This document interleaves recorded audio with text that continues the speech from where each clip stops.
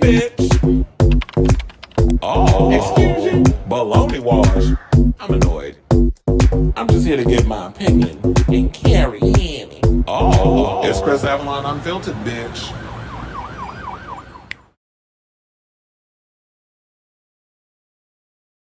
Hello, everybody. Welcome. What's going on? It's your boy Chris Avalon. And welcome to a brand new episode of Chris Avalon Unfiltered. Did you miss me, bitches? Because it's been a minute. It's been about what, a couple of days since I last did a show. But anyway, welcome, welcome, welcome. Glad to see you all in here. Definitely, if this is your first time tuning in, it's basically a show where we get into the latest celebrity news, hot topics, gossip, anything that's going on in entertainment and beyond. We talk about it on this here show. So we got a lot to get to.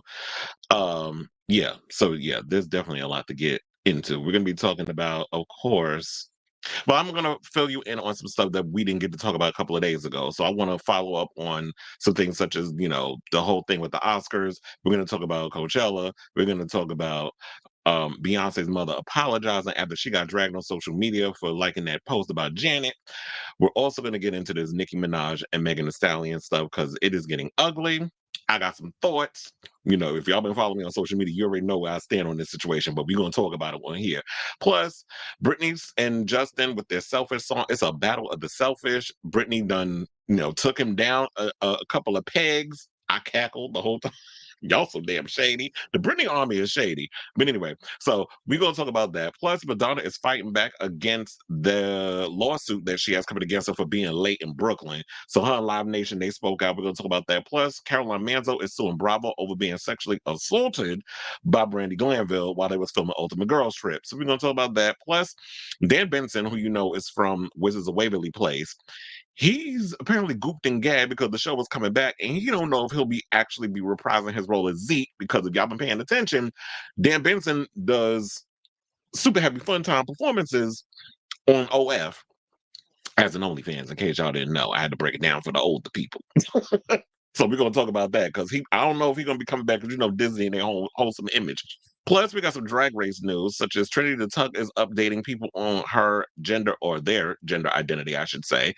And there's also, oh my God, I think I forgot to add the story about Alaska and Katya talking about that they were ignored by Leah Michelle at the Grammys. So yeah, well, let me add that banner real quick because I'm like, well, damn, I knew it was something missing, and I did have that topic up there. So we got it now. Oh, we ain't going. I don't want to show it. It just goes to show. I take a couple of days off. I forget how to press. I'll be getting sticky fingers and pressing buttons, and I'll be going crazy with things. But anyway, so before we get into the topics, I need y'all to do me a solid. Hit that like button, that subscribe button, that notification button, so whenever I go live, you know when I go live, and then I can come in the comments and chime in on the show. So, without further ado, because I don't want to keep you all lagging for long, let's get into these topics. Well, let me hit my banner first. Okay, so I can't do a show where we just sit and talk about the white people award shows, like the Grammys and the Emmys and the Golden Globes and the SAG Awards and all the other stuff, and we don't talk about the Black Awards. So apparently, what is going on is the nominations came out for the NAACP Image Awards on Thursday, and Colman Domingo, Emmy winners Ayo Edebiri, who is from one of my favorite shows that's on TV right now, The Bear. I absolutely love that show. And Keke Palmer, Victoria Monet, Usher, a bunch of are the list of nominations. So Domingo was nominated in 3 awards for Outstanding Actor in Motion Picture for Rustin, which was great. If you have not seen it, definitely check it out. It's on Netflix. Outstanding Supporting Actor for The Color Purple and Entertainment of the Year, the ceremony's top prize. I should also point out that Colman Domingo is about to be real busy because he just secured a part as, well, I don't think he secured it just now, but it's been in the works. It was just confirmed. He's about to play Joe Jackson in the Michael Jackson biopic that Antoine Fuqua is currently filming. I think they started this week or last week, they officially started shooting, but he's about to do that. Plus, it came out today. Well, I saw it today and I wrote about it. He's about to star, direct, and he co-wrote it as well. But he's starring and directing in a Nat King Cole biopic. So he out here playing all the famous black menses. I mean, the only one, well, I guess Mister was infamous in The Color Purple. But yeah, so he's about to do that. So congratulations to him because Colman Domingo's career is on the rise. And I know a lot of people try to just say he's black, whatever, but he's also Latino as well. He's half Guatemalan, so we can't just sit and deny all aspects of his nationality. But anyway, or his ethnicity. Edabury is nominated for Outstanding Supporting Actress in The Bear and Guest Actress for Albert Elementary. Victoria Monet received the most nominations in the music recording categories, earning 6 nods, including Outstanding New Artist. Now, the Jaguar 2 hitmaker is followed closely by Usher, who earned 5 nominations, including Entertainment of the Year. And then, Jaguar 2 was actually on my list of best albums of 2023. And I'm actually looking forward to what Usher's about to do next month with the Super Bowl halftime, and he has a new album coming out. I know everybody want to talk about Justin Timberlake and that mayonnaise American R&B track and that stiff 1-2 step his ass was doing in that performance. I'm gonna hold my, I need to hold back a little bit and save my reads for when I talk about that part. But nevertheless, I'm here for Usher because Justin, y'all be trying to act like he ate with that new single, and it's a chop. That's why Britney dethroned him from that spot on iTunes, whatever.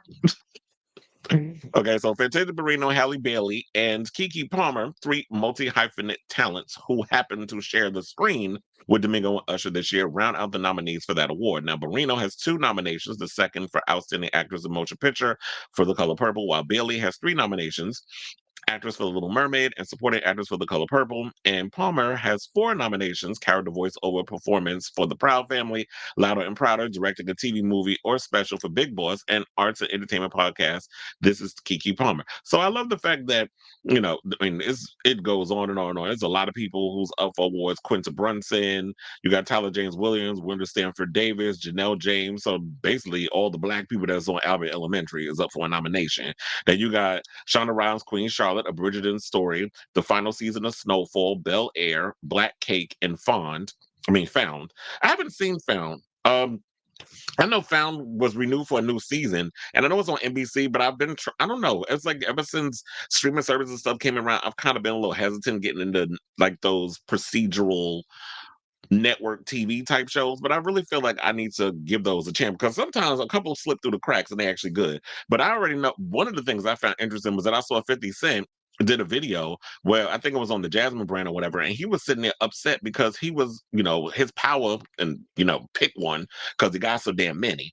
Um, he was upset because Power got overlooked by the NAACP. And he's talking about that I don't need y'all to have. He was talking to somebody who sounded like a white man on the other line.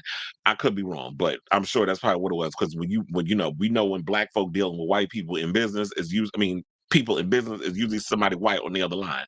None of that's a bad thing. I'm just saying. So I'm sitting there thinking that because he said, "Oh, I don't need y'all to have a relationship with the NAACP. I want to have a relationship with the NAACP." So I'm curious as to why the NAACP doesn't see it for any of 50 Cent's shows over on Stars, even though they are highly rated. I know a lot of people that watch those shows. The show, whenever his power shows come out, you know, Kanan or you know any of the volumes, the books, book 2, book 3, whenever they talk about Tommy, his spinoff, whenever all the shows come out, people are always talking about it. So I don't understand why NAACP doesn't see it for them. Some people think, are they tired of like hood shows or gangster shows or people killing people? I'm like, but Snowfall was nominated. So how is that different than what Power is doing?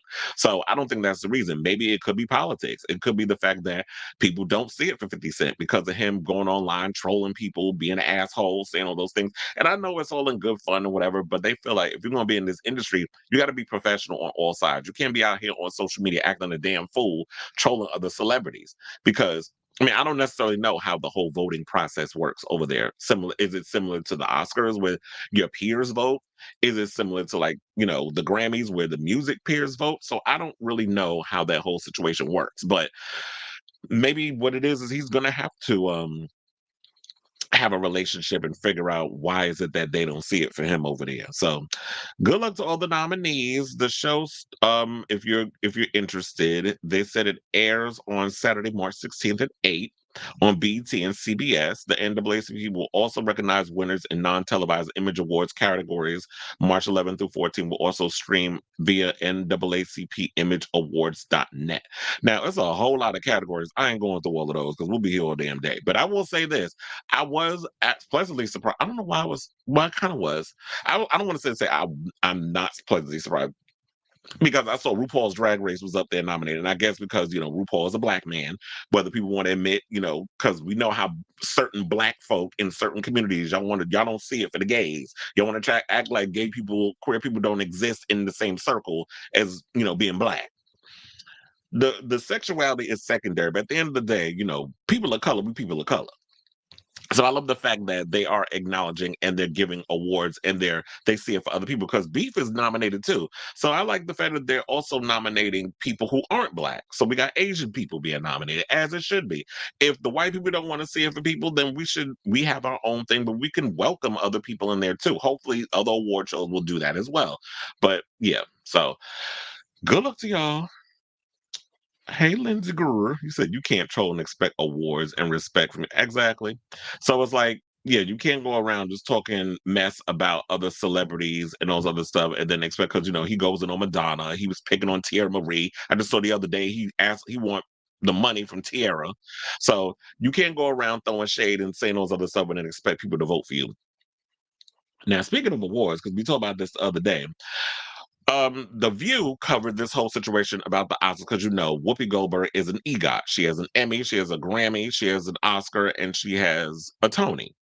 So that's basically what that means. If you get all those awards, they have EGOTs. I think we talked about it the other day who the last EGOT winner was.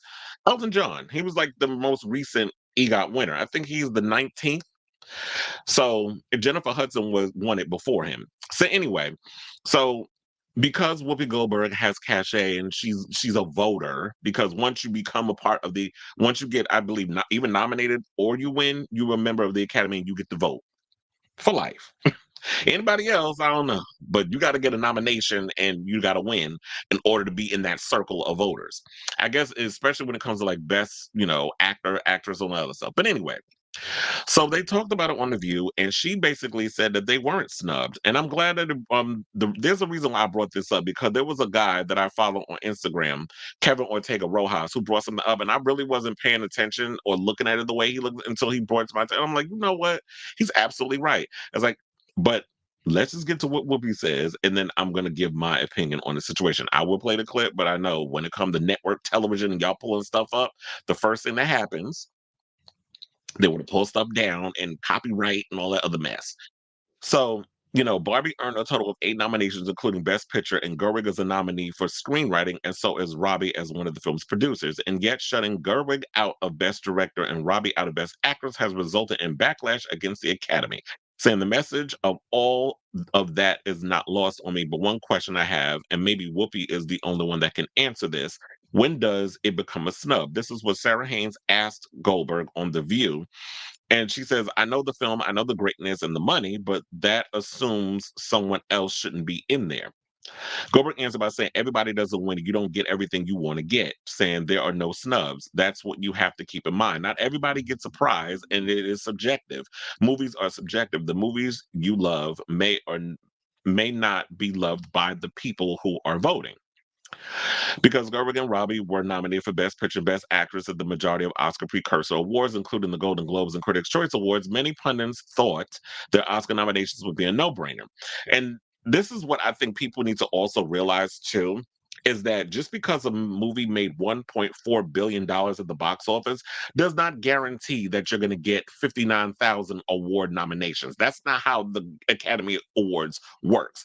They're a little upper echelon. They're a little snobby in a lot of ways. See, you have to also look at it as a lot of the movies that were nominated, have y'all even gone to the movies and seen them? Have you even heard of half these films? The only films that I'm really aware of that I know it was Naiad only because I saw them promoted on The View and Jodie Foster's in it. And she's been doing double duty with that and you know, that other show she's got over on HBO.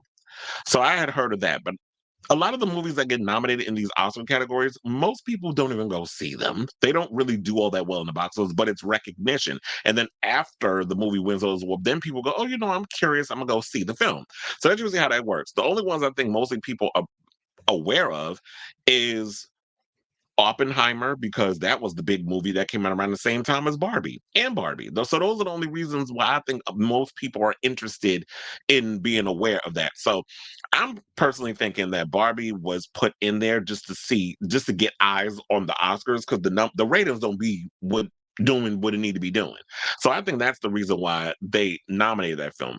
Do I think the film Barbie is like some Oscar caliber level type film? It had a message. It was cute. It did what needed to be done. But to me, I look at it as that I could have seen that winning a bunch of MTV movie and TV awards, not some damn Oscar. But if they want, that's what y'all want to nominate, then go ahead. Now, one of the things I will say is that I kind of do agree with Whoopi in a way where she said that it's subjective, and you know what, not everybody is going to get stuff. And quiet as it's kept, Margot has been nominated many a times in the past. But also, one of the things of what I was bringing up about what Kevin Ortega Rojas said, he said something that I interesting, which was he said that, well, everybody's up in here talking about Margot Robbie and all this other stuff, and y'all go up in arms whenever white people get slighted, and we talk discrimination, and y'all talk about, women this and women that whenever it happens to white people. But it wasn't that long ago that we had Taraji P. Henson talking about pay disparities. Y'all want to tell her to sit down, shut up, and be quiet. She's complaining. Why are you complaining? You make so much money. And also, we had that fucking idiot, DJ Vlad over there talking about speaking on black women when you make all your money off the backs of blacks. So let's be clear with that. And then, we have all this other, so I just don't understand, like, Taraji comes out and says something, there's all this other drama, but y'all want to tell her to shut up. But the minute these women over here get slighted or ignored, y'all want to scream discrimination. So if we're going to talk discrimination, we got to talk about it across the board, not when it only affects certain type of people, not when it affects certain type of women. So what's good for the goose is good for the gander. And then also on top of that, y'all overlooking the fact that America Ferrera has been nominated. So why y'all sitting up here bitching and moaning about these two, but you don't see it for America? Why? Because she's not a white woman? So those are the things that I thought was just relatively interesting and I felt like should have been addressed. And it always takes someone who is non-white, I guess, to see it that way and bring it up to be like, you know what? I didn't see it that way. Like I'm sitting there so wrapped up, getting caught up in the matrix of what everybody else is complaining about they're not being recognized or whatever. And it's like, um, you were recognized. The movie made so much money for Hollywood. You know, Margot's out here doing her thing. I told you she produced two of the biggest movies of 2023. It was that film, Barbie, and Saltburn. So those are the two big movies that has been on everybody's radar, been all over social media. She produced both those movies. So I don't understand why like people all upset. And here's the thing. Margot Robbie will be fine. Greta Gerwig will be fine. Greta will continue to go on and direct movies and people won't be affected and people won't be upset. And it is what it is. So good luck to you, girl. Okay, so now let's get to this whole Coachella thing because I don't know if y'all care or if y'all are going, but I don't know. The reason why I brought this story up is because I was talking to a friend of mine and he was saying, like, I don't see anybody on this list that's even interesting enough to want to go see at Coachella, especially No Doubt. Now, I'll say this No Doubt is my generation. I grew up listening to No Doubt. I grew up listening to Gwen Stefani. Like, that's my wheelhouse. However, does a revival of No Doubt fit into the whole Coachella crowd? Does this generation, the newer generation, the Gen Zs and the Gen Alphas, do y'all care about? Because I'm like, in the era of millennial. I'm in the era of Gen X, the Xennial, that whole hybrid situation. So does Gen Z and Gen Alpha care about a No Doubt reunion? So that was the conversation he and I had. Then this story, cause I was like, oh, so now they're talking about that Coachella tickets went on sale on Friday, January 19th, and 4 days later, tickets for the festival's first weekend are still up for grabs for the first time in a decade. Now, according to SF Gate, tickets for the 2024 iteration of the Coachella Valley Music and Arts Festival are still available to purchase, a bad sign in comparison to past years when tickets were sold out within 40 minutes. And this was back in 2015. And then they said in 2022, it took a little over 4 hours for it to go, you know, to be sold out. Now, in 2023, the year that Frank Ocean was co-headliner for the event, tickets took just a few days. Well, because Frank Ocean is boring. Like, of course, it took a couple of days. Like, I don't know why people surprised. And y'all give so much energy and so much. Oh my God, he's so amazing. I listen to Frank. Frank Ocean is like listening to melatonin, child. He is boring. If you want to go to sleep, listen to him. But anyway, so they said When he was co-headliner for the event, tickets took a few days, but this year ticket availability went live on January 19th, and nearly a week later, they're still up for grabs. On X, many pointed to the economy for reasons the concert goers aren't as enthusiastic about Coachella, mentioning the onslaught of job layoffs and signs of an impending recession. Which I want to sit and act like we got new jobs. This is what them fake liberals that lick at the taint of Joe Biden. And here's the thing, I voted for him too, so I can read his ass for points. Oh, he's bringing up jobs, and he's doing this, he's doing that. Yeah, jobs are coming out. People should not have to work 3 or 4 jobs, barely getting sleep, for y'all to continue to raise the rent, to raise food prices, to raise gas, to raise all these things. And this is what people are trying to figure out, how they can pay their bills and have enough money left over to go out and have fun and do whatever. Y'all said to me, oh, there's new jobs. What, new part-time ones? That's paying the bare minimum. So anyway, so one person said, what dash they slash them said, aside from the economic distress everyone is in, the headliners were underwhelming, to be honest. Hood Vogue is tired of poverty. Child, that is not your name. Talking about we coming off one of the worst years of all time. Who has the energy? Talking about 2023. Yeah, we need to leave. I've still got PTSD from 2023. I can't with that year. And I hope that 2024 don't get worse. Like, we've been getting good.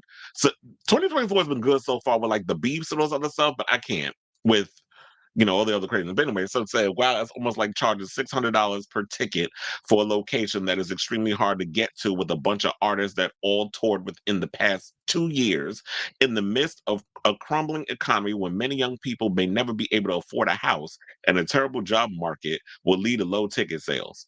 All the stuff I was just talking about, but they added to it. They said the others said that the lineup wasn't much to be excited about, despite headliners like Lana Del Rey, Tyler the Creator, Doja Cat, and No Doubt, all who have dedicated fan bases. It's worth mentioning that Doja was on North American leg of the Scarlet Tour last fall, while Tyler's Call Me If You Get Lost tour was in 2022. The two-time Grammy Award-winning rapper also relaunched Camp Flog Gnaw Carnival. What kind of fucking name is that? Last fall, after nearly 4-year hiatus, Del Rey performed at various stops in the past year to promote her ninth studio album.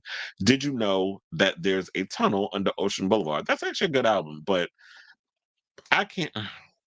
Lana Del Rey, she's good listening. Like, if you want to mellow out or whatever, but seeing that, do people want to see that live? Do people want to be mellowed out live? I think you want to be mellowed out with some weed, but I don't know if you want to be mellowed out listening to live. But if that's what y'all want, okay.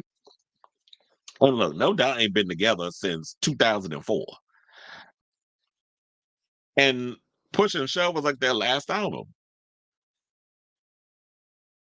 which was, oh, what, 11, 12 years ago? But they were off and on. So they would get together, break up, get together, break up, which was annoying. But I understood, like, Gwen wanted to go off and do a solo album, which I did see the video that at one point she was kind of scared to go solo because she was so used with the band. And then Linda Perry helped her write What You Waiting For, because they couldn't come up with something in the studio. And then there was like this ongoing thing because she was stressed out. So I say all this to say, I don't know about first of all, I would never go to Coachella. Back when I lived in it's funny, when I first moved to LA a couple of years ago, it was around the time of Coachella, and it was a headache getting around out there because you're going to like the desert and stuff. So I never found the appeal of Coachella. I've done festivals in the past when I was way younger, like in my 20s, but I've never really saw the appeal. First of all, it's dirty. There's a lot of mud. It's a lot of sod, sweaty people. The porta potties are gross. So I can't really. The food is overpriced. So it's just like festivals. I've come to realize is not my thing. Like, I've done. I like concerts and all other stuff, but like, and then plus on top of, like they said, it's too damn expensive. A lot of these things are so expensive, and people are just trying to figure out, because summer's right around the corner. They got to put their money towards certain things. Like, there's other people going on tour too. They got the Lovers and Friends tour. And some people, that is a hot ass mess. Some people saying they're not even on tour. Mary J. Blige says she ain't even doing the Lovers and Friends tour, but they got her on the tour. So, and then Janet Jackson supposed to be doing her tour, but then they got her on Lovers and Friends. So I said, she multitasking. How she gonna work that out? But everybody's got their own thing going. They gonna figure it out. Me personally, I've never saw the appeal of Coachella. I've always felt like it was just like this hipstery type thing where people just want to, a bunch of uppity celebrities just want to be hanging out, looking like they're cool and getting photo ops, but they're not really about the whole festival life. So I just never really saw the appeal to that.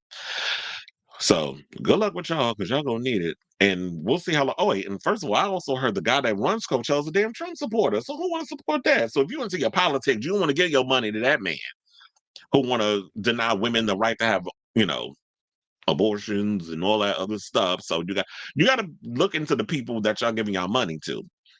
But child, hold on now, because I see we got a lot of comments. A lot of comments. And so Lanier says the Oscars are run to appease the uppity white folk aesthetic, hence why black films usually have oppressed leads. So films like Barbie are just thrown in. Yeah, that's exactly. I hope I was getting that point across, but that's definitely how I feel. Where it's just like Barbie was just to get y'all to get eyes on Oscars. Because tell me, why does it kept? I've been watching the Oscars over the years. Like I'll take a gander in and out. Oscars is boring. These people take themselves way too seriously. It's boring. Y'all and I feel like y'all gonna be even more on edge ever since the whole Will Smith, Chris Rock Oscar slap. So I'm gonna take a gander and see what's going on over there. But them uppity people in that audience, y'all take yourselves too damn seriously. And yeah, I just feel like y'all just threw Barbie in there because y'all want to see if the younger audience is going to tune in to watch. They're going to get the clips off of social media. They're not going to tune in to watch the Oscars. The only people that's going to be watching the Oscars is people of a certain age, but it ain't going to be Gen Z and Gen Alpha. They're not going to be up in there watching that. They got better things to do. Shit, you better hope football ain't playing. Oh wait, no, it won't be playing because what is it? Because I think with the Super Bowl, that's it. And the Oscars comes out in March. They used to come out in February, but ever since writer strike and all this other and the actor strike, they've been moving everything around. So Rebel says the most annoying thing about award season is everybody misuses the word snub. Having said that, the Academy voting body is clearly overrepresented by sexist and racist men.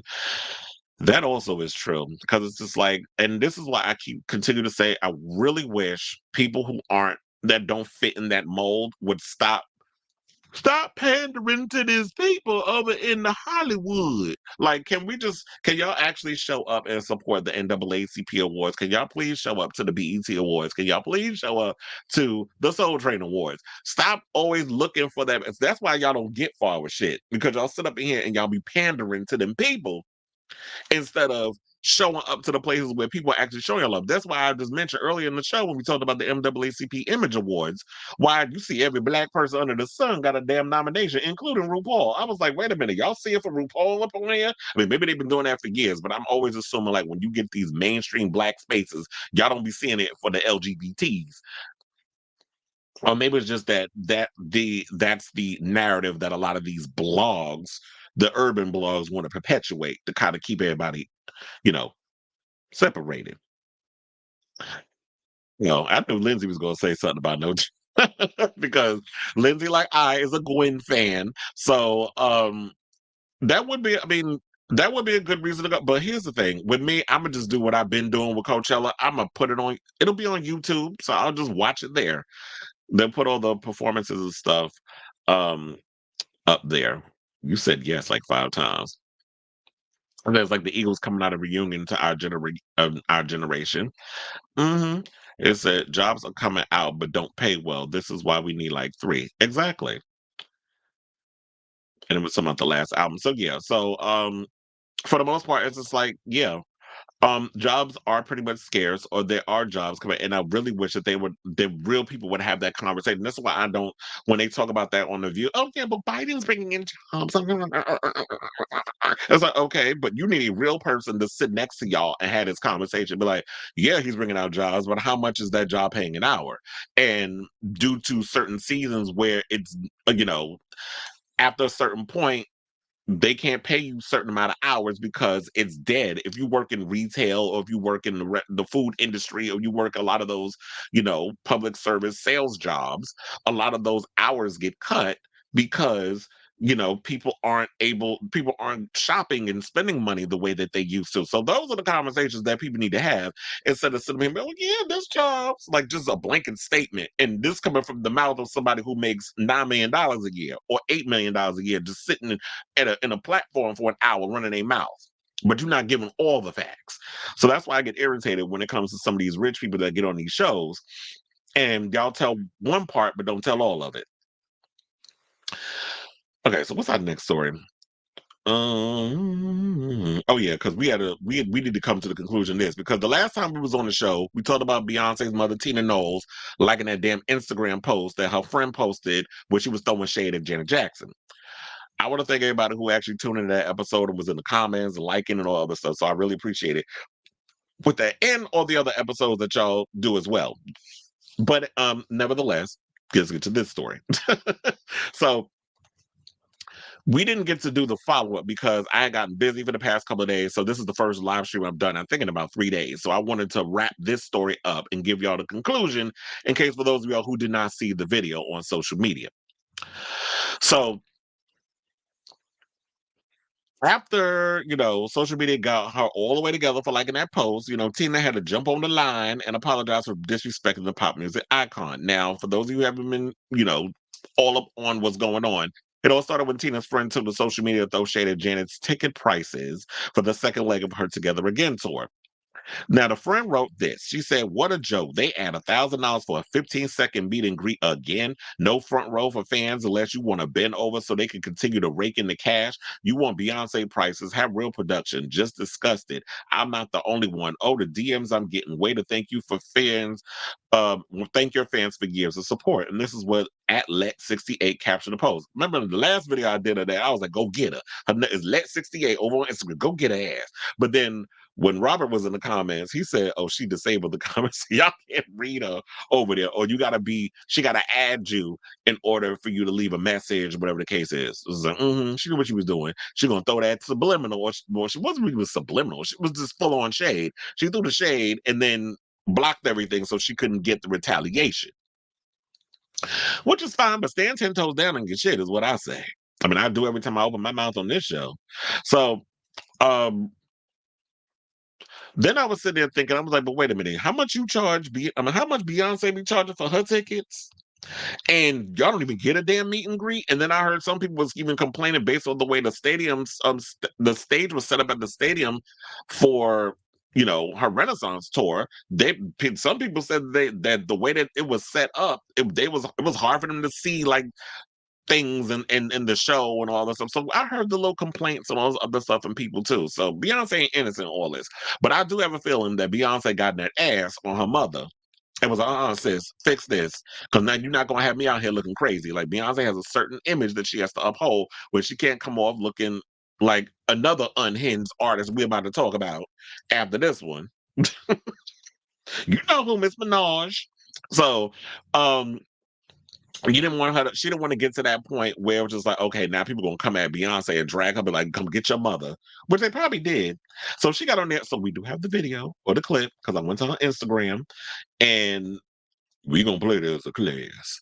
So hold on now. I should have been had this up though, but I was busy running my mouth per usual. Okay, so here we go. Received a phone call that I'm trending for liking a post about ticket prices and an artist overcharging. First of all, being on the other side of that, I know better than anyone what a great production cost and that it's expensive. And I would never criticize another artist, let alone Janet Jackson, who is the queen of production, and her family. I mean, they're the first family of music, always have been and always will be, and I love and respect them. Secondly, I stay away from negativity. If you follow me, then you know that I am not involved in the mess. What I am guilty of is liking posts, going through when I'm in a big hurry and I don't have time to really read, and liking things because I trust that these are people that I follow. That was a big mistake. I will never do that again. So I just want you to hear it from my mouth that I would absolutely never do that. I don't believe her. And it's funny how I was looking at on the side as the video was going, talking about Kevin Prodigy. You don't owe her anything. Why? Because Beyonce put you in her shit. That's why all of a sudden she don't owe us nothing. So it's funny how y'all want to be biased whenever you get to be in the circle. But it's like, when people do, I don't know, I guess I'm a rare breed, but when people do shit, some side shit, I will call their ass out. I don't give a damn who it is. It's like, if you don't want to work with me no more, oh well, but you was wrong in what you did. And I don't care. I will check anybody.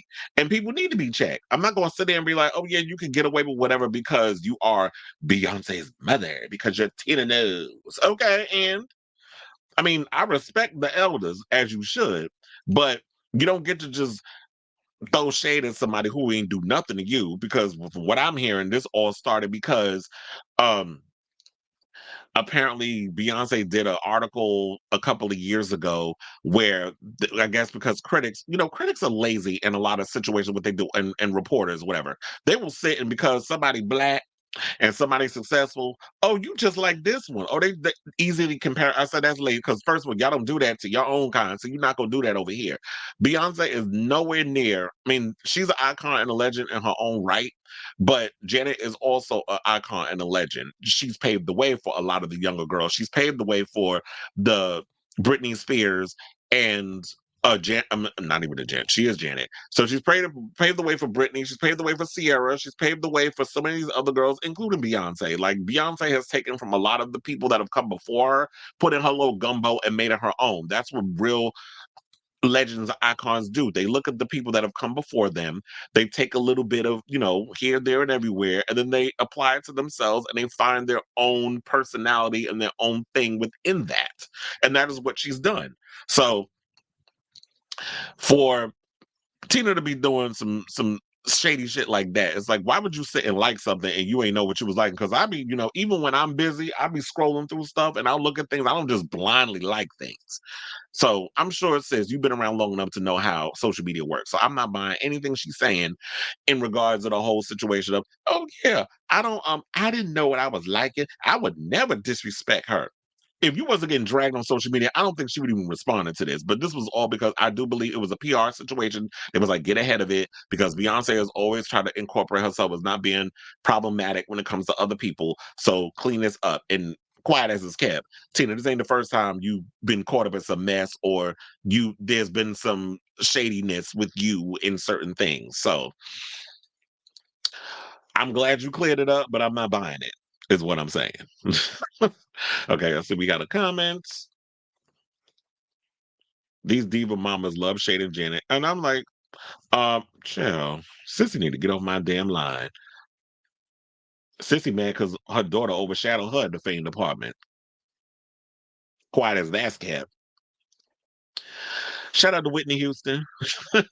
I did see that video of Monica singing "You Give Good Love," and Brandi was next to her, and then people was trying to say Brandi had an attitude, whatever the case was, but I think she was caught up in the moment and she was in her feelings, because both those girls have had such a deep connection to Whitney Houston that she was just in the moment, and she was probably just feeling all kinds of emotions going through that. I don't think it was no malice, it was no tea, it was no shade, it was none of that. I really wish people stop just trying to create drama where there isn't, and just let people just be. Now, speaking of creating drama, child, let's get into this foolishness. So I was minding my business. I didn't know what the hell was going on yesterday. I don't know what I was. Oh, I think I was. Oh no, I went to the gym late yesterday, and then I had to go to work and do some stuff afterwards. So all of a sudden, I'm seeing all these memes and posts. I'm like, what the hell is everybody talking about with this whole? So, child, then I come to find out, Megan Thee Stallion dropped a song called "Hiss." Bitch, I can't. That whole song. I will say this: the song is not as major as everybody's making it out of it. Yeah, she addresses, she says some things. It's cute. I've heard better. Sheetha and Ether. But I will say, I love the fact that Megan held her own and said what she said. And here's the thing: is what I tell people. You cannot poke the bear or knock somebody in the face and tell them how hard to come back. We're not gonna sit up here and try to act like that Nicki don't be throwing subs at people and saying certain things, and that nobody else should have a right to retaliate. You can't tell somebody how to swing back when you hit them. Because I'm not just gonna sit there and let you, do a 1-2 punch or knock me or attempt to knock me out. I'm coming back at you, and I'm gonna come back harder. So there was many of people that got addressed. She addressed Drake, she addressed Party, she addressed all these other people. She says one line about Megan's Law. This bitch is unhinged for 24 goddamn hours. I'm like, did she sleep? Is it giving coke? Allegedly. You on that Booger Sugar sis? Are we checking on Papa Bear? What he doing? Who watching him? So she's mad over the fact that she said there's one thing because people didn't even know what Megan's Law was. But Megan's Law is something that was put in place so that way you can identify sex offenders. She went unhinged over there talking about how you gonna sit up in here and talk about somebody who ain't on social media. Let's get to here's what she said. Oh, y'all want to bring up family members and lying on your dead mother, lied to Gail, lied on an F your best friend man, told me to drink and go to the clinic if I was pregnant, all because I wouldn't let your funky butt pour liquor down my throat. Bitch think she about child. She went in on a whole tangent. It's all over Twitter. If y'all want to go over there, I don't call it the other thing. That's such a stupid ass thing. But my thing is this. It's like she said what she said. Then you went on and did some nursery rhyme bullshit talking about Bigfoot, 6 foot. But hey, isn't that a song? Somebody did that. 5 foot, 6 foot, 7 foot. Like I remember hearing that. I forget who it was. If y'all remember who that was, put it in the comments. Was it Jay-Z? It was somebody that did a song like that where they sampled that shit.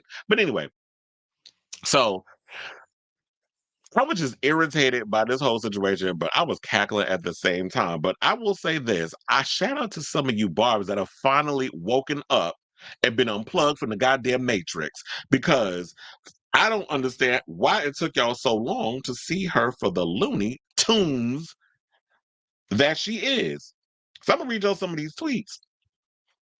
So one person named Rated Drew said, making fun of Megan's southern accent and flow when you had to bring your ass down south to sign to southern rappers to take off is hilarious. New York wasn't even accepting your ass until Gucci Mane, Lil Wayne, and Birdman made you hot. Put some respect on southern rappers, you elitist, pretentious IMM grunt. I don't know what the hell that means. I hate when people abbreviate stuff.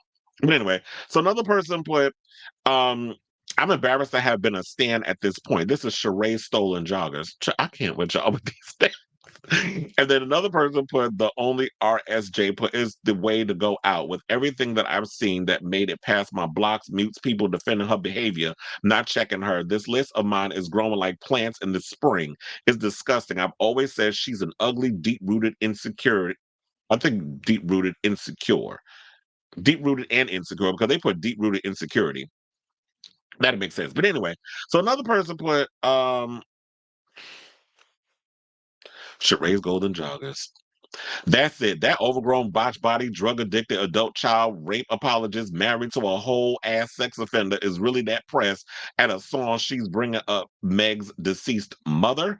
How someone with so much success and acclaim, who I used to stand, has resorted to middle school tactics instead of focusing on her own tour is embarrassing. F her and her husband. Has anyone fed that baby while she's been ranting all day? Someone please change that baby diaper ASAP. Well, I think at this point, Papa Bear is old enough to where he can wipe his own ass. But we're going to talk about it. So I do agree with that. It's like, but sis, you have a whole tour that's supposed to kick off next month. Why you ain't in rehearsals? Somebody also said, well, Beyonce would be in rehearsal. She wouldn't be worrying about this. Then another person comment, why y'all comparing her to Beyonce? Well, y'all was comparing her to Beyonce not too long ago when she dropped Pink Friday too. Y'all were trying to compare the Renaissance. So you can't say something and then a couple of weeks ago and think we're going to forget. And then we talk about another conversation, and now we're gonna cut the Beyonce comparisons. But when albums drop, y'all want to compare albums. Y'all want to compare levels. And we're not gonna sit up here and try to act like, okay, here's the thing. Nicki is a legend in her own right. She has done a lot within the hip hop community and moving the whole needle forward and stuff. And yeah, she has had a long reign for a long period of time. But what people in this industry need to understand, what goes up eventually must come down. And that's for everybody, not just her. You're not always going to be on top forever. So do what you need to do. Create your own thing. Stay in your own lane. And when the well starts to, the tide starts to kind of shift and wane and things aren't as hot and popping as it used to be, at least you have your loyal fan base. At least you can sit and say, you know what? I've had a good run, a good 10 decade plus, we'll say decade plus, be on the same side, where I've had countless hits. I have a loyal fan base of adoring fans, whatever you want to call it. I could still go and sell out tours and all this other stuff around the world. And I've still got that momentum. You still have all the accolades and stuff. The problem with her is she's so damn insecure where she act like anybody that comes up after her need to bow down and kiss her ass. But I'm like, sis, I don't even kiss my mama ass. Why am I kissing yours? So I don't know where you thought that was gonna happen. And there's this all overall sense of entitlement that comes with her. And to me, it's just like you don't even understand, or I feel like she doesn't even know her worth, or if she's worthy.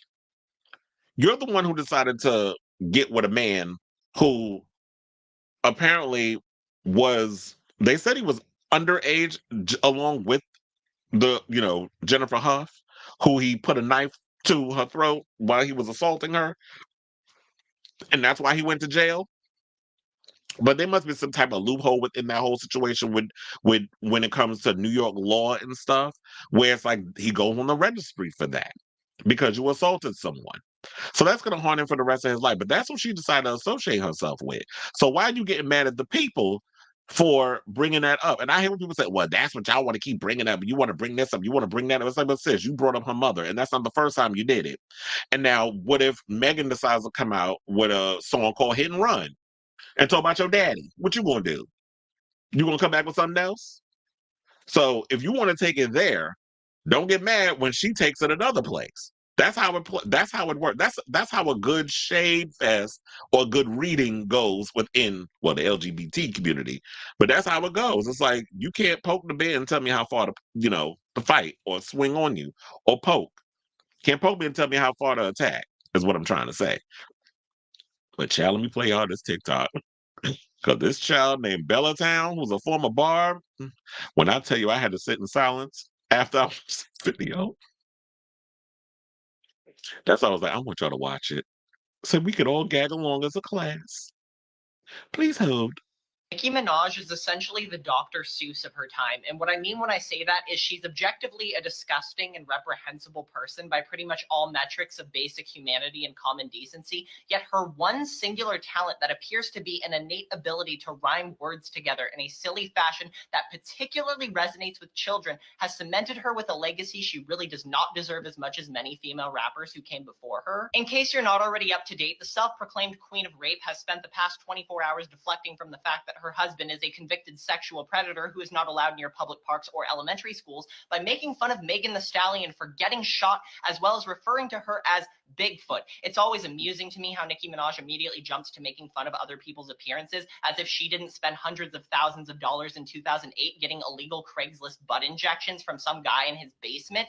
And not just that, she lied about it for 10 years and only confessed after her ass cheeks were visibly deflating in public and everybody could already tell. And listen, I'm not at all reveling in the fact that she's a terrible person. I was a very big Nicki Minaj fan growing up. Ask anybody who went to middle school with me. I loved her so much, I would defend her to anybody who would listen.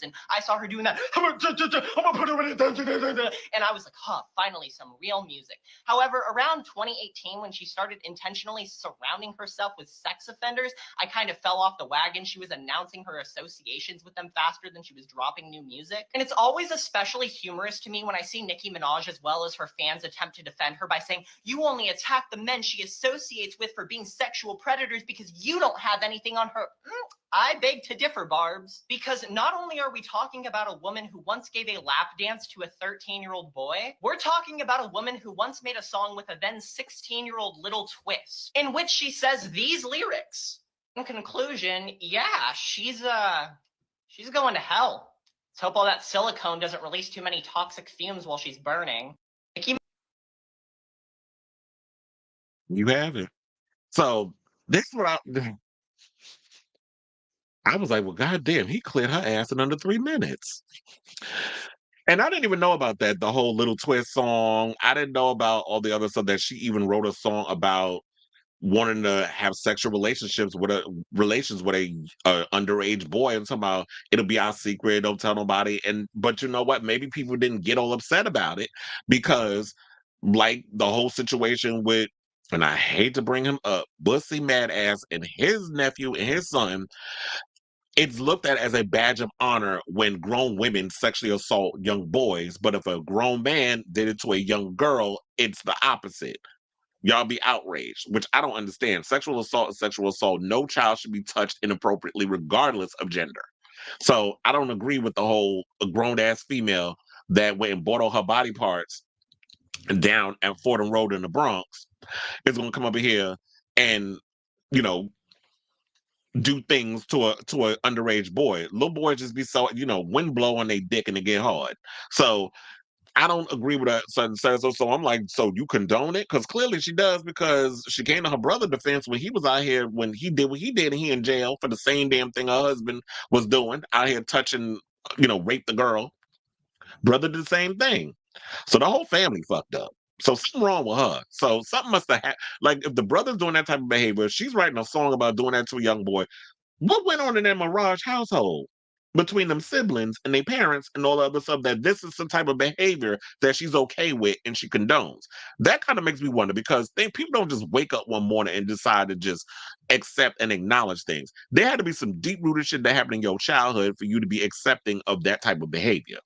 And then you get mad when people use that against you. But it's like, once you have to realize, once people find out what your flaw is and that way that they can get under your skin, they're going to use that against you consistently. What other weapon do I need when I know how to get you, how to get under your skin? When you find that one flaw, it's a wrap.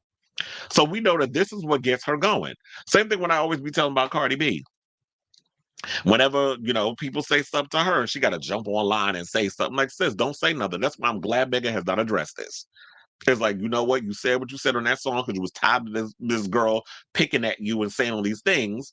And now you're just like, you know what? I said what I said. I'm going to just leave it in the song. I kept it on wax, which is what they do in hip hop, not going on social media saying a bunch of BS for 12 hours or more. And then you keep it punching. You ain't got to ever worry about addressing her. And that's what pisses people off more, because I've learned this over the years when I've gone back and forth with people. People cannot argue with themselves. That pisses them off even more. So when they continuously do things to try to get under your skin, and it just, water off a duck's back. I'm ignoring it. You ain't do nothing to me. I don't see you. That pisses people off even more than you saying something to them, because when you say something to them, they know they got you. They know they can get under your skin eventually. You ain't getting me. Because I don't acknowledge, haters or people who just want to take things and make it personal or all that other stuff. So, child, I just wish at the end of the day, Nicki would just focus on this tour, focus on being a mother to her son, focus on being a wife to that husband. And then she said that he's not on social media and stuff, but it wasn't that long ago when we had a little something called the MTV VMAs, and he was all over Instagram threatening Cardi and Offset. So where he get an Instagram profile? Now he don't have it no more. Why? Because he got under house arrest after what happened the last time, so he can't be on social media. So I'm sure this story ain't going nowhere. It'll probably be more coming out over the weekend. I hope not, because I'm ready to move on from this. I'm just tired of every time I turn around, Nicki's in some beef with a female rapper. It comes to a point that it's like, if it's you against a bunch of other people, you're clearly the problem. Because people are just out here just trying to do their thing and make their money and be an artist, and you want to be out here fighting every damn body. Okay, so I see we got a comment. You mean the Barbs can actually grow up? I know. And they finally see Botch Booty Barbie for who she is. Took a long time, but it takes a long time for people to, get to the point in life where they could figure out stuff before it's like, you know what? I can't even defend this no more. Like, there's some people that will sit and defend. Like, I was having a conversation with a friend of mine last night about this. I was on my way home. We was talking about the whole thing, and he was trying to find ways of getting Nicki out of it. I'm like, sir, and he's a bard. I'm like, you cannot, you can't excuse her out of this.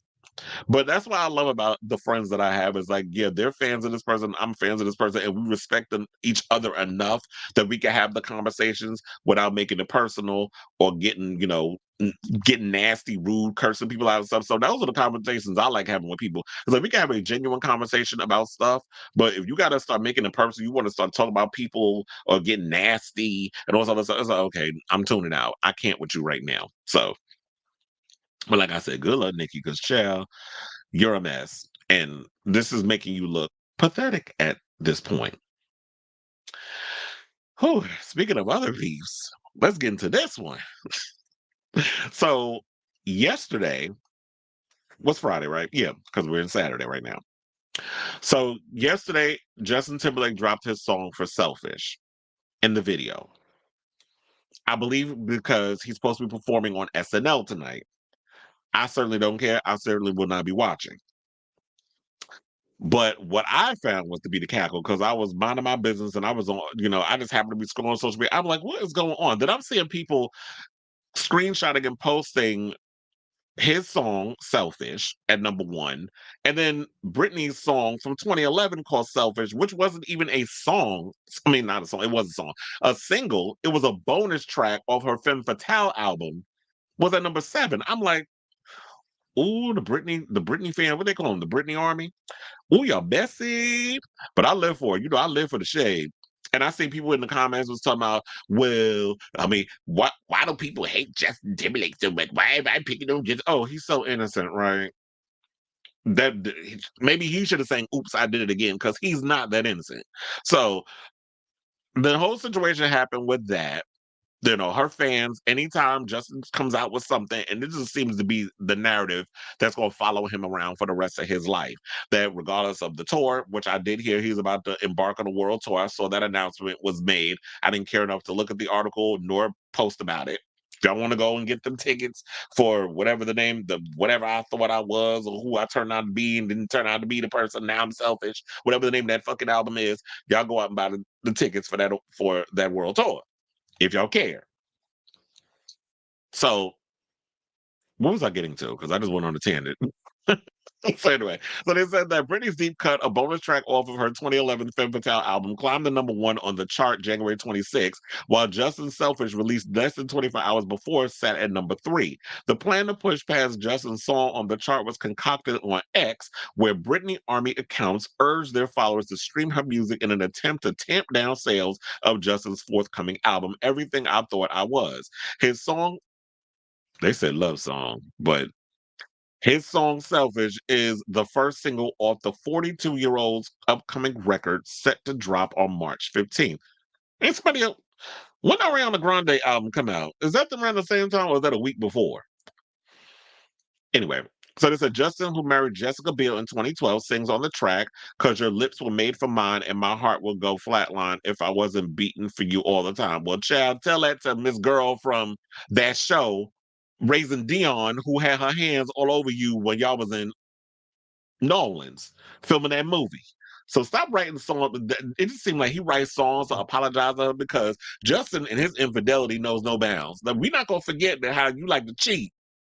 He like the coochie, and it's fine if you like that, but get with a woman that's all into open relationships and understanding that you got to dip your meat in some new cooch every now and again, but don't run around trying to tell them to have abortions like you did allegedly to Britney back in the day because your careers were on the rise and you wasn't in the mood to be a daddy at 20-some years old. Or it probably was 20.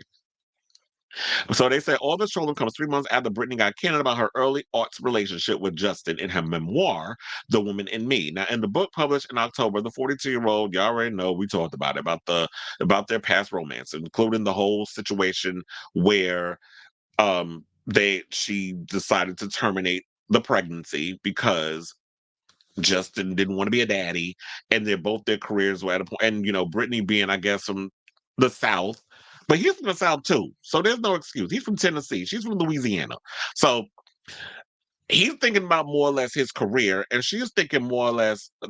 She's thinking career too, but she's thinking, oh, I'm in love, relationships, and that upbringing, where it's like that's what you saw when you was growing up in the South. It was you went to school, you did cheerleading, you did all those things, you were the popular girl if you could be, and then once you graduated high school, you probably go to college, then you settle down, you get married, you have kids. Like that's the typical American way or whatever.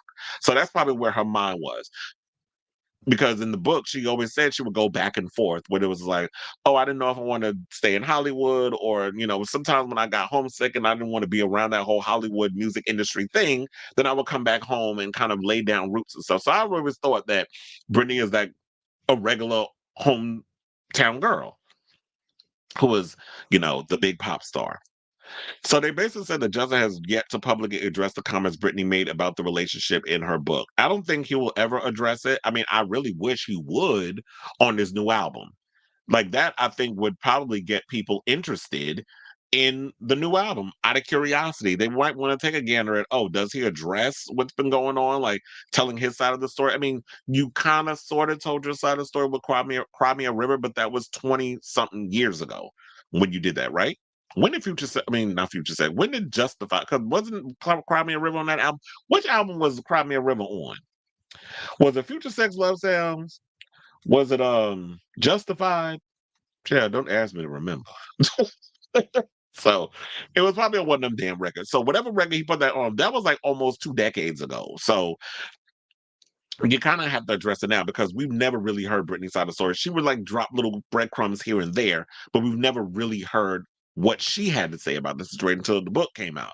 Now it's like we got to update things. You need to kind of remix and update with your thing. But I guess regardless of if he comes out and says something, be it in a song, people aren't going to want to hear it because of how they feel that he's done things and gotten away with murder, where you've dick rode your whole career off the back of Janet and on the back of Britney, and how you consistently, when you would go and do SNL or your butt buddy Jimmy Fallon, I can't with how much ass kissing these two do to each other. Where it's like Jimmy Fallon is sort of like, I don't see what the whole rapport that with them two, but when Jimmy Fallon be acting like such a goddamn fanboy, I just be rolling my damn eyes in disgust. It's like, if you don't calm your ass down.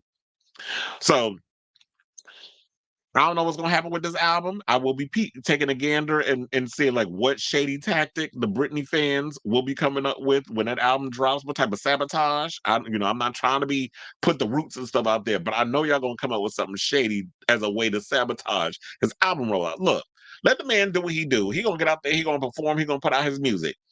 It is what it is.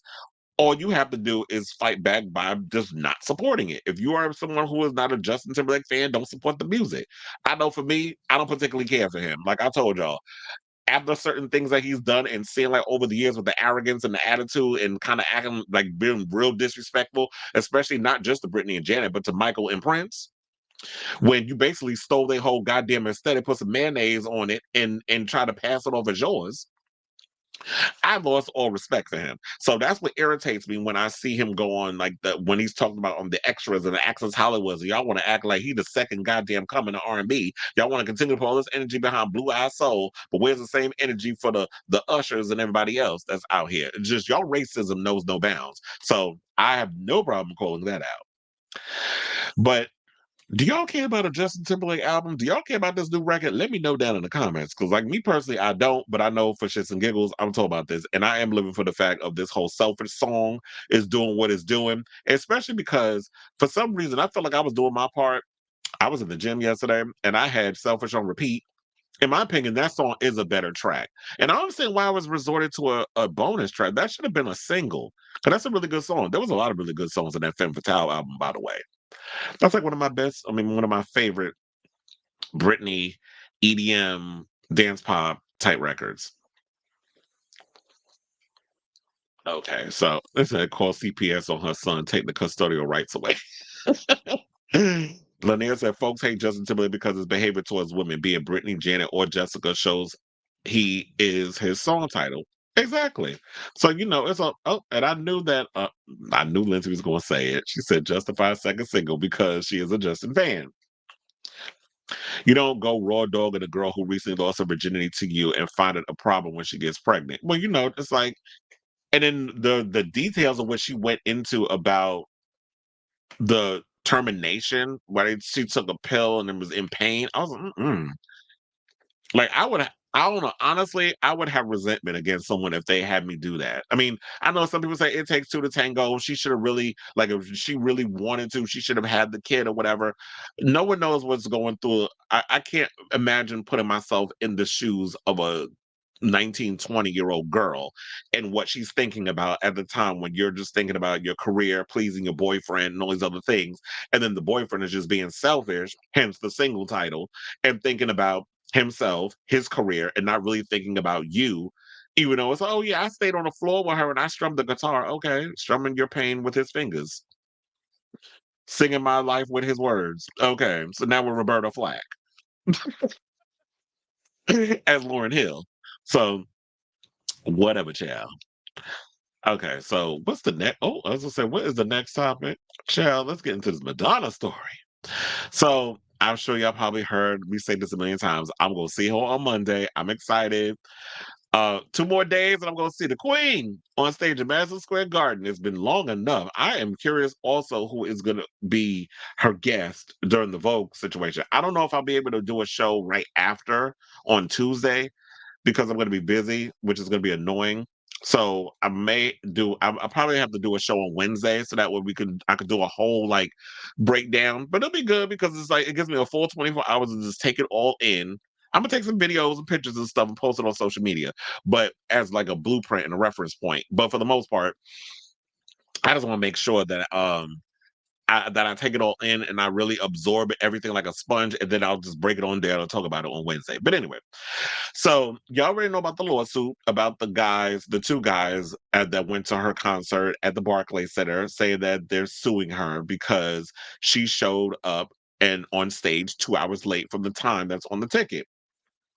They sent me something too, and they said that the start time is subject to change from the time that's on the ticket. So now they got to put that out there. Because I sent it to some people. I was like, see, now I got the ticket yesterday, the email where it says all of that on there. So that way I know that okay, what time you got to be. Now I'm kind of wondering what time should I be there? Because they said doors open at, I believe, 7:30. I don't know if I even want to get out there that early because I'm like, I don't want to get to the damn theater and I'm waiting for this broad to go on live. Now I'm going to get there before 9 o'clock because I've noticed that ever since this whole situation came out, she said that, well, I've heard people say when she showed up at the Garden, because I'm gonna tell you, the Garden, the people, they don't, or I think a lot of the arenas, they don't like when, you have to be there for like that, you have to hold people over for the time that they're scheduled to work, because that's overtime, it's a whole bunch of other stuff, and it's a headache. So I've heard that she did show up on time when she performed when she was at Madison Square Garden this past week. They said she came on 9:30, 9:45 around that time. Okay, that's better than showing up at 10:45. So now they're basically saying that, according to People, Madonna just completed sold out 2023 celebration tour in Europe, received rave reviews. The show opened in North America at Barclays in Brooklyn as planned, with the exception of a technical issue December 13 during soundcheck. This caused a delay that was well documented in press reports at the time. We intend to defend this case vigorously. This is what Live Nation and Madonna's management team tells People in a statement. Now, late last week, the Queen of Pop, who's 65, was sued by two fans who accused her of false advertising after her celebration tour show at Brooklyn's Barclays Center in December began late. In the court documents obtained by People, the plaintiff claims in their filing that Madonna's December 13th show began at 10:30 p.m., despite tickets advertising the show would be at 8:30 p.m. The two concert goers accused the delay, which they claim occurred. What is wrong with me today? It's like I can't talk. Occurred again at the following Brooklyn concerts on December 14th and 16th, of being a wanton exercise in false advertising, negligent misrepresentation, and unfair and deceptive trade practices. The plaintiffs, who are suing for unspecified damages per the documents, claim in their filing they would not have paid for tickets had they known about the start time. Now, following the Grammy winner's December 13th concert, a source told People that Madonna's show was only pushed by an hour despite reports she was 3 hours late. The pop star was sound checking until the moment they did to work out technical issues, which caused the delay. During the show, the singer powered through the full set list, though appeared to continue struggling with sound issues mid-show. At one point, she is heard telling the crowd she can hear an echo in her ear. So she's been having apparently a lot of technical issues, because what I'm hearing is like, look, she doesn't have a band. A lot of it is pre-recorded music. A lot of the vocals from a lot of her old music, her old recorded songs, is being used in the show. So when you don't have the band and all this other stuff, and everything is electronic and technical and all this other stuff, it makes it more difficult. This is why I'm just like, well, damn, what time do you start sound check? Because sound. I remember there was a time when, I think when I went to MSG or whatever, like 4 or 5 o'clock, it was for Billy Joel, I believe. or was it Bruce Springsteen? It was one of them. Anyway, I see they were sound checking around 4 or 5 o'clock. So I'm like, why are they not? Why is he sound checking a lot earlier?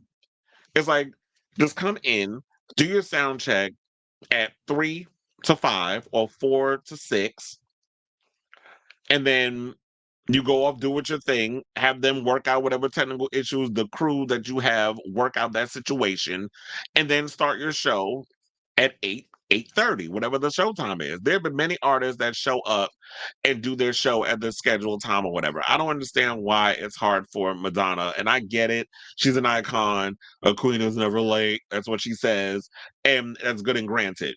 But I do feel at the same time is that if you're going to start a show, you need to think about not only just yourself, but and not just the fans, but also the crews that are working on these shows as well. Not her crew, because they get paid regardless. But I'm talking about like when you showing up at a Barclays Center, when you show up at a MSG, you show up at these other places, it's like everybody else got things to do too. The people that has to work these shows as ushers or concessions, whatever, they have to work as well. So we have to think about everybody collectively and not just Madonna being the traveling circus gypsy that she is.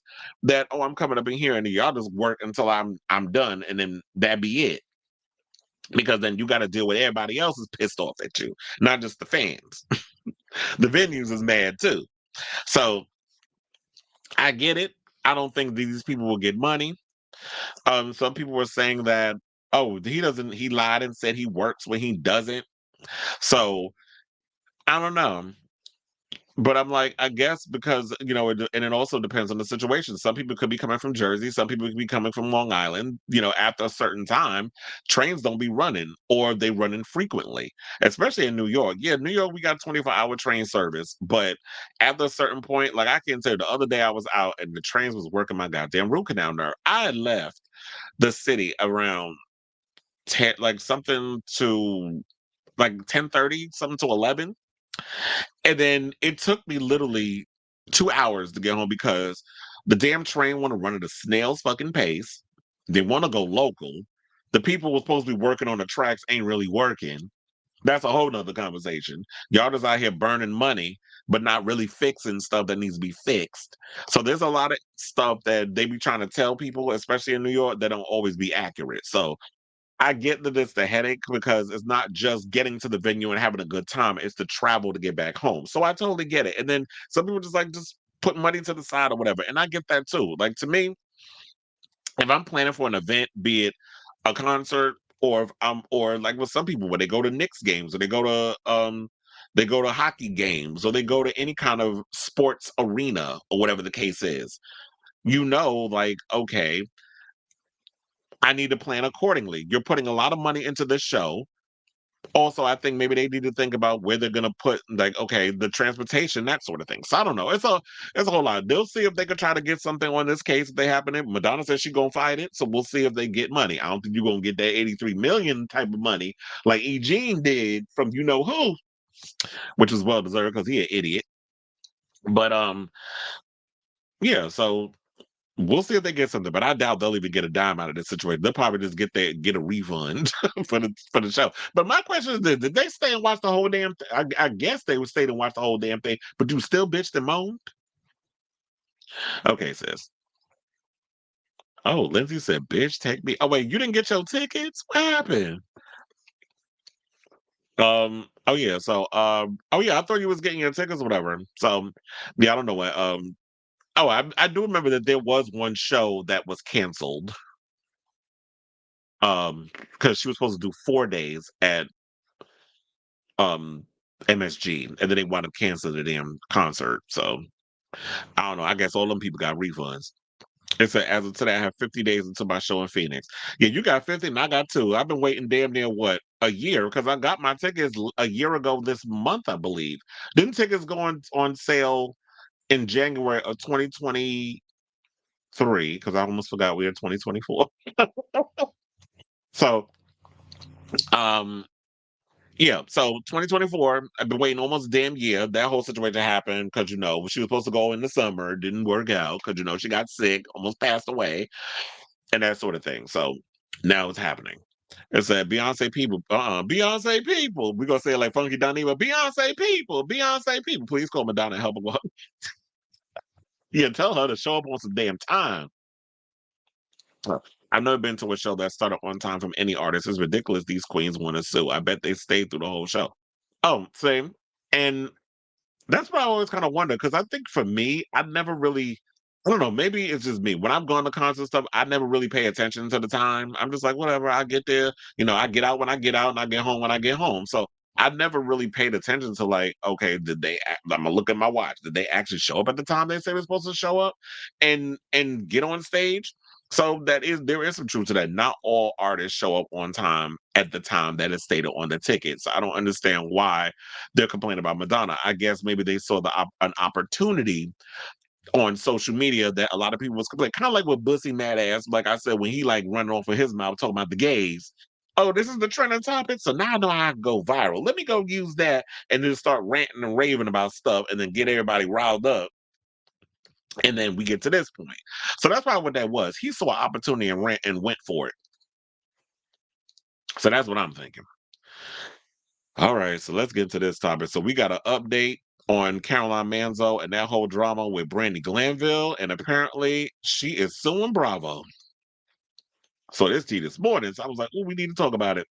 So Caroline Manzo has sued Bravo, alleging she was sexually abused and harassed by Brandi Glanville during the upcoming season of The Real Housewives Ultimate Girls Trip. Now, according to court documents, The Real Housewives of New Jersey alum filed a lawsuit against the network and numerous other production companies for an alleged interaction between herself and Brandi Glanville while filming a season of Real Housewives Ultimate Girls Trip in Morocco. Now, per the legal documents, Manzo has sued for negligence, sexual harassment, I guess it says S, gender discrimination. Is that sexual, or I don't know what that means because it just says S. So we'll just go with S gender slash S minus slash gender discrimination, sexual battery, and other cases or causes of action that she says violate state laws in California and New York. Oh, Miss Mamas was out here doing her homework, or she put her lawyers on it. Now, in the documents, a 62-year-old claimed that on the night of January 24, 2023, she and her fellow cast members were at a bar watching a snake handler performing when things took a turn between the two reality stars. Clearly intoxicated, Glanville walked over to Manzo, spread Manzo's legs, and leaned into Manzo. This is what she claims. Glanville proceeded to kiss Manzo on a closed mouth. Glanville then kissed Manzo again. Manzo was very uncomfortable. Glanville then proceeded to mount Manzo on the couch, holding Manzo down with her body. Jesus. Forcibly squeezing Manzo's cheeks together and thrust her tongue in Manzo. Chug, you was out here pulling a full-on assault. It said, and thrust her tongue into Manzo's mouth while humping her. Now, after Manzo was able to get away, she went into a nearby bathroom where she could compose herself from the traumatic experience. As Manzo stood at the sink washing her hands, Glanville entered the bathroom and became behind Manzo, forcing her vagina against Manzo's buttocks, breast against Manzo's back, wrapped her long arms around Manzo, forcibly restraining her, and began washing her hands with Manzo's hands entwined. This is what the documents alleged. Immediately, Manzo tried to exit the bathroom. The bathroom door was locked. Glanville pinned Manzo's body against the door. Glanville pressed her butt and vagina against Manzo.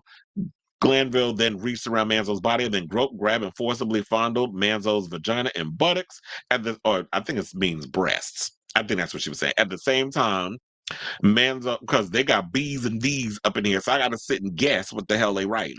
I don't know why this is like we in kids' school and shit. Like, just say what it is. At the same time, Glanzo pushed her face into Manzo's neck in order to kiss her. From inside the bathroom, Manzo cried, help, help, help, but no one ever came. Now, this is where I turned into a linebacker, and I'd have pushed that 25-pound bitch across the room. Because what you're not going to do is put your hands on me in a way where you're going to try to mount me, assault me, do all these other things. Now, I get it. Caroline do look like a full-on lesbian, and we're not saying she is because she's not. I don't think she is. But I'm like, girl, why don't you push her off you? But then again, I can't tell people who've been assaulted how to react because we've said this many times on the show. Why don't you do this? Why don't you do that? And there's a lot of times we can sit and say we'll do things in the heat of the moment. And then when that moment comes, you freeze. You don't know what to do. And This to me is insane. Now I'm wondering if this is all on camera or not, especially the situation where they were the snake handling thing, because I would think that snake handlers and that whole situation going around and Brandi comes up to her and does that, that should be on film because they're filming a scene. Now, as far as the bathroom thing goes, I don't know if she was still mic'd. I'm thinking she had to be if she went away to compose herself. So there's got to be audio footage that Bravo has their hands on that they will have to submit into court should this go to trial. And I have a feeling it might go to trial now that Caroline is suing. And so this is what I'm curious about. But they said, according to the former reality star, the crew continued filming her throughout, even though she was in distress from her sexual assaults. Two staffers told Manzo that Glanville's behavior was just her way of showing love. And pull their ass up on stage and have them testify in court too. Because if they said that to you, then that is definitely a file for a lawsuit. And they also said defendants continue to film Manzo and video record her experience in order to profit from the entertainment of Manzo's sexual assault experience. This is what Manzo's legal team claimed in the suit. So far, Bravo hasn't responded. I'm curious as to like, okay, now if all this stuff went down as she claims, because this is on the lawsuit, to just go in and have them pull up these stuff and have them use it in court. Because Bravo, y'all are out of control with all the stuff that y'all be doing over at that damn network, all because y'all want a moment and y'all want to keep that money and everything rolling in and keep Andy Cohen employed. So y'all just be over here doing all kinds of crazy stuff, letting people beat and assault people and get out of control drunk and all this other stuff. Y'all encourage all of that. So if there's a way that they can bring all this to light and show that Caroline might have a case in this and could walk away with some money, or they'll try to be slick and settle. Well, we'll see because I feel like at this point, I like Brandi, and to me it just seems like she's pretty much done. Bravo's not gonna mess with her anymore because now y'all get them caught up in lawsuits and stuff. So I feel for the people involved, especially Caroline, because I like Caroline too. So Lynette says, so it's like Judge Judy always says, they complain about the steak but still ate the steak.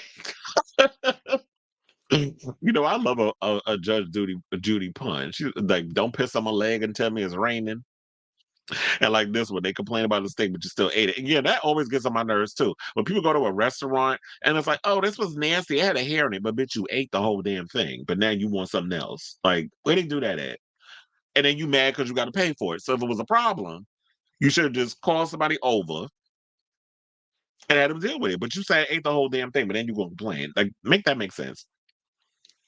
Rose said, where's the footage? Brandi did all that in several locations and Caroline didn't say no.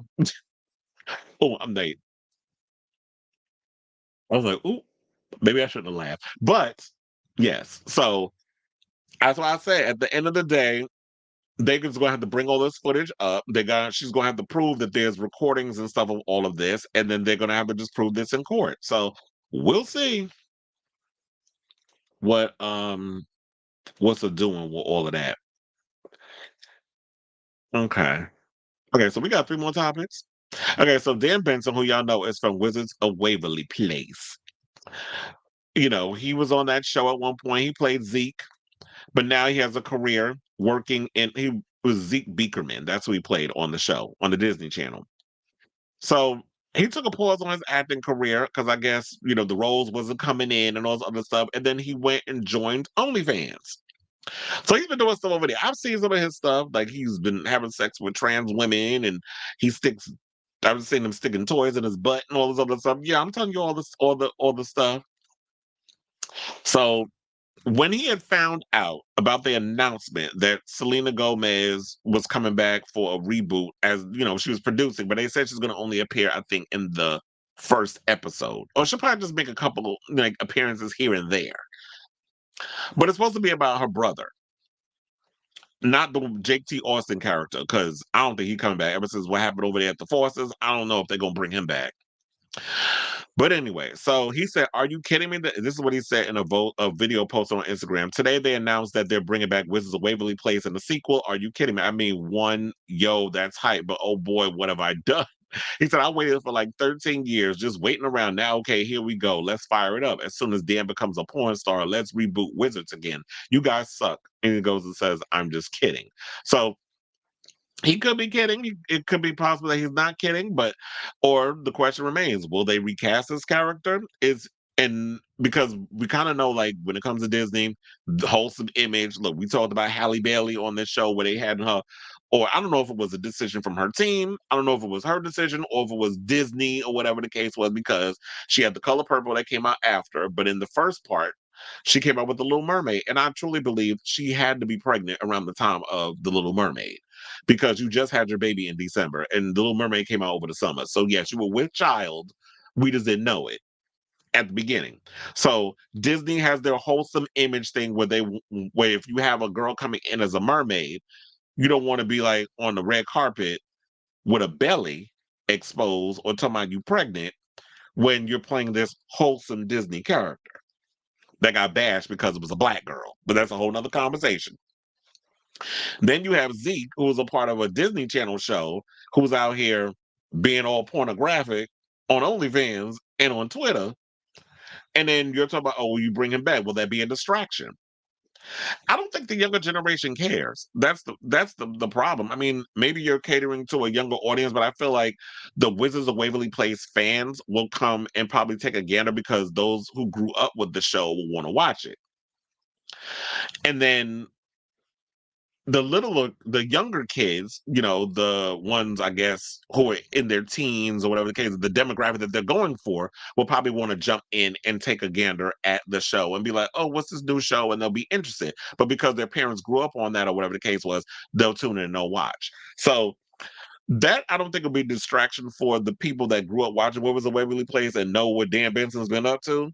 But I feel like the media and all this other stuff will make a big stink about it, and then they'll draw up some stuff, because it's funny how, like, especially in the United States, we make such a big stink about sex, the sex industry, porn, that sort of thing. And it's like, but y'all all sit and watch it, but now you're gonna throw shade at sex workers. But y'all be sitting in the confines of your own home beating off to the mess. So I don't understand why we kind of just continue to thumb our nose at the porn industry when it's one of the biggest one of the biggest businesses in the world. Like I just saw last night, Raheem Shabazz got Performer of the Year at the Gay VNs. So congratulations to him. So there's a lot, and I know my friend Ray Diesel was there too. I don't know if he won for his two categories. I'll probably have to hit him up and ask him. But for the most part, I am proud to see like someone like Raheem Shabazz, a black man. I don't know if he's I don't know what his gender identity is. I don't want to sit and call it black and gay, but he does do a lot of content with the boys over in Brazil. So people love the content, and he definitely be putting it out there. Him and Jacoby is another one who has been putting out some really interesting content. People of black men who's been really putting the effort and work into their adult content and that sort of thing. So I don't know what's gonna happen with Dan. If you don't get picked to be a part of this, at least you're still making your money and you were able to parlay your Wizards of Waverly Place situation into a substantial career on OnlyFans. And I'm sure he's doing relatively well. It don't sound like he's out here hurting for money. So if that's enough that he's in his own independent contractor and he's making his money doing what he's doing. Do you really need Disney? I guess the money would be nice because they probably pay relatively well over there. And that'd be a nice check to go along with instead of having to sit and shoot and edit and upload your own videos. But we'll see if people, care enough. And we'll see if they add them. I doubt it, but that's what I'm wondering. Okay, so let's talk about Drag Race. Child, I still can't get over last night's episode of Drag Race with the girl that was, I don't want to spoil it in case for those who didn't see it, but the girl that went home last night, I did feel kind of bad that she got eliminated, but I was like, sis, you messed up. You ain't know the words to the song. If you knew the lip sync, you probably would have won. But you messed up. And when you do that opening monologue for SNL, you really got to be on it. You got to sell them jokes. You can't let them know the joke is coming. It has to kind of like just, you got to ease on into it. So speaking of Drag Race, we have a former Drag Race alum who is speaking out about their gender identity. So, and it's funny because when I brought it, I was like, wait a minute, didn't they come out already as trans? But in March of 2022, Trinity did come out as trans and non-binary and has since deleted posts on Twitter. This is what she wrote. She said, years after starting drag, I seriously questioned how I identify with my gender. That's why I altered my body starting at the age of 21 to look more feminine and also started hormone therapy for a short period. I stopped because I personally didn't know that I would be comfortable living as female with the way I physically look. Everybody has their own journey, I suppose. I've spoken with many friends who are trans to get their thoughts and insight over the years. I still don't know where my journey will take me as I am trans and non-binary. I wanted to share my feelings in hopes that others who felt like me would know they aren't alone. Sending out love. I hope it finds you. And now, 2 years later, nearly, on January 21st, the All Stars co-winner of season 4 shared a series of Instagram stories about her gender identity as a result of so many fans asking her questions and being confused about where she stands. And she says, I've been getting comments here and there about, wait, I thought you came out as trans on my out of drag photos I post. I wanted to clarify again, I've never claimed to be a trans woman. I've never lived those struggles. I wouldn't claim that unless my transition furthered. I am trans non-binary. She also went on to say, I have struggled for a long time with how I look, how I feel, and the path I intend to take. I am near 40 and thought it's never too late to live your life how you feel/want. Me personally, I have fears of fully transitioning at this age. I've done tons of research and talked to many friends, but I still don't know where this journey will end up. Stop posting on people's pages stuff like, I thought you came out as trans. That's hurtful and very rude. What is any form of transness supposed to look like? Not every trans person, binary or non, gets work done. Not every trans person, binary or not, look what you think of, like the beautiful Kylie Love. I have major body dysmorphia as well as gender dysphoria, sorry. This is what she wrote in her final Instagram story about the issue. I have to admit, I worry about what I look like when if I had even more surgery to look how I would want to look if I lived fully as female. I still don't know where this journey will take me, but it's mine to go through. Please stop commenting on how I currently look as far as asking over and over about transitioning. And then she left the heart emoji. So I totally get where she's coming from because, like I always say, when it comes to being, I'll just say, for instance, being a gay person, we're not a monolith. We all have our different lived experiences and we all see things differently. So my experience can be different from the next person's experience. The same thing with transness. People think that being a transgender is someone who has had complete body surgery, which is you look full on tuna fish down. You got the boobs, you've had the bottom surgery, which is normally a last resort. You've had, you're taking your hormones, whatever the case is, to fem out your face and grow out your nails and your hair and get all those things. You're taking your estrogen, all that stuff. Not everybody transitions in the way that, say, like she said, Kylie Sonique Love. There's many different levels and iterations of what it's like to be trans, and everybody has their own journey, and I feel like people need to respect that. That's why I totally respect, even though, child, I feel like they're a whole clown.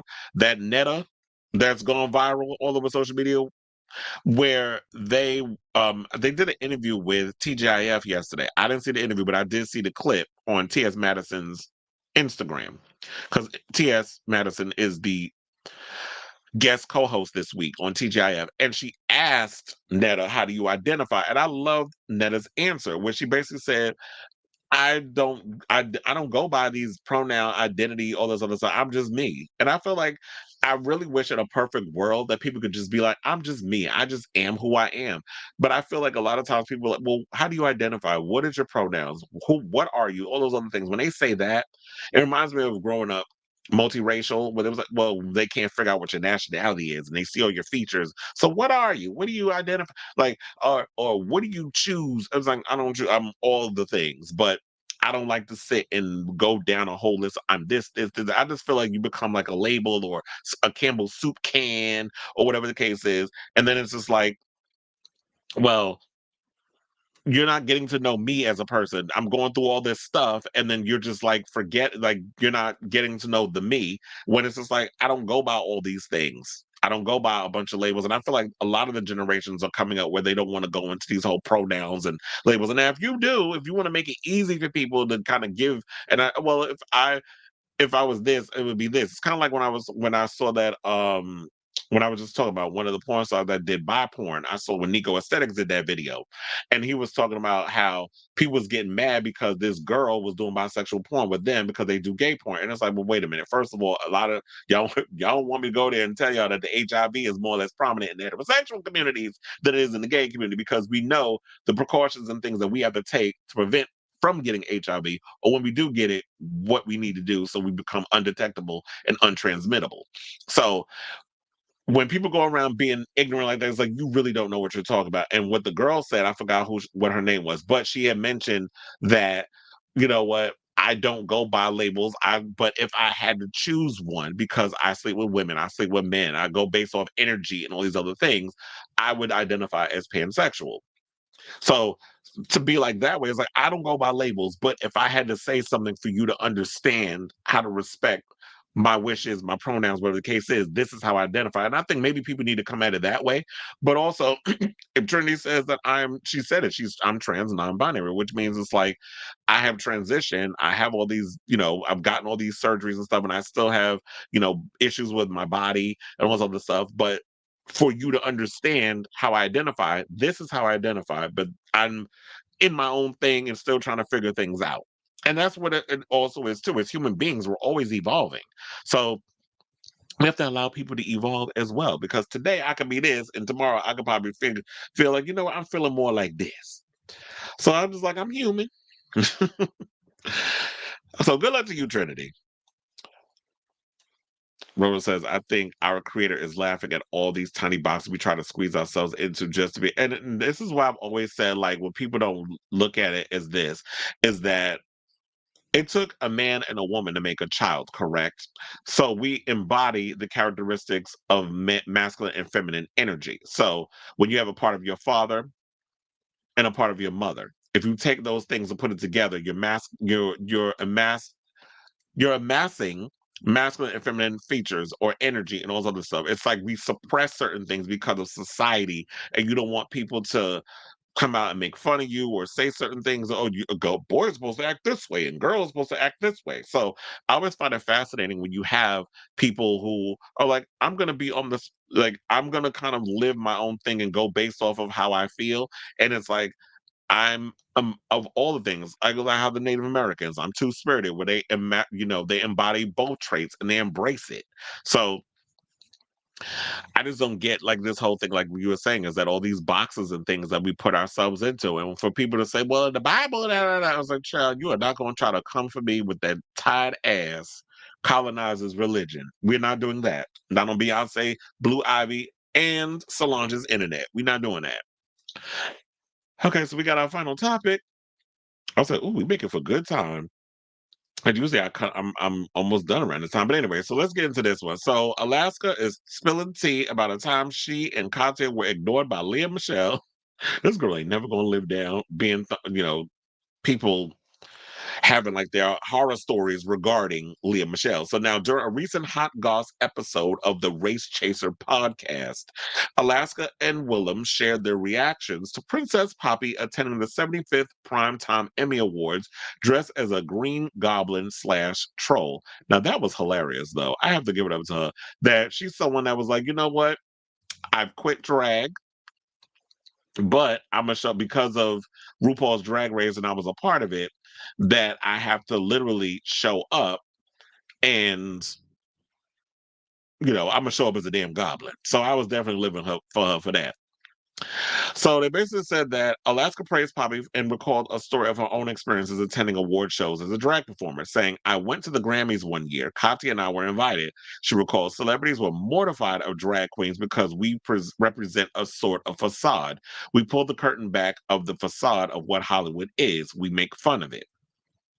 The RuPaul's Drag Race All-Stars 2 winner then shared a particular interaction, or lack thereof, that she had with the Glee alum at their Grammy ceremony, saying people wouldn't look us in the eye, like Leah Michelle looked through us and wouldn't even acknowledge that we exist. Kris Jenner was there just looking so mad at her life that it had come to this. She was hosting the red carpet and just looked so miserable. But celebrities, it's probably menopause, because she was on all the damn lights and it's hot in California, so she probably was going through the menopause.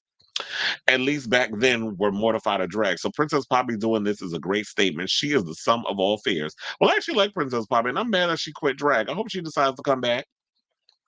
But I ain't mad at her for doing that. And they said, for context, Alaska and Katya attended the 2017 Grammy Awards, where they were fresh off appearing on All Stars 2, which aired in 2016. Now, at the time, the drag stars shared a picture of them together at the event and wrote, "That's a wrap. My hair is obscuring a giant Grammy statue." So, um, I'm not surprised by the whole Leah Michelle thing, but I do find it funny, like how Hollywood is so like, yeah, Hollywood is one. I've been telling y'all that Hollywood is one big fake phony facade. That is, it's an illusion.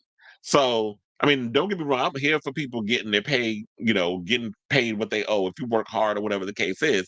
But it's all pretend. It's about you get paid to pretend to be something you're not.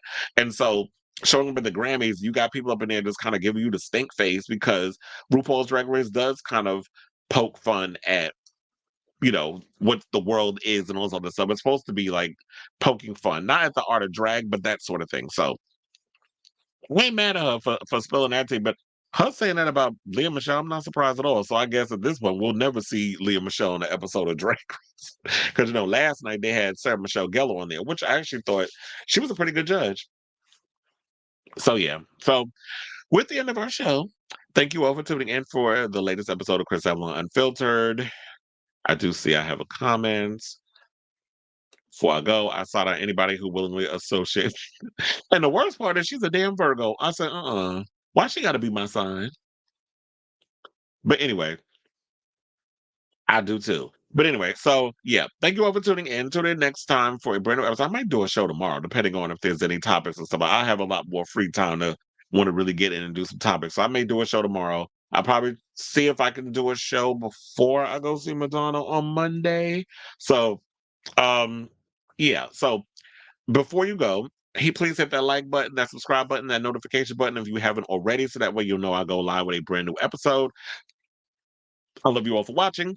Love you all for having me on the background while you're doing your work and all that other good stuff, or your house cleaning, because it is Saturday and that's the time when people be doing their laundry and all that other good stuff.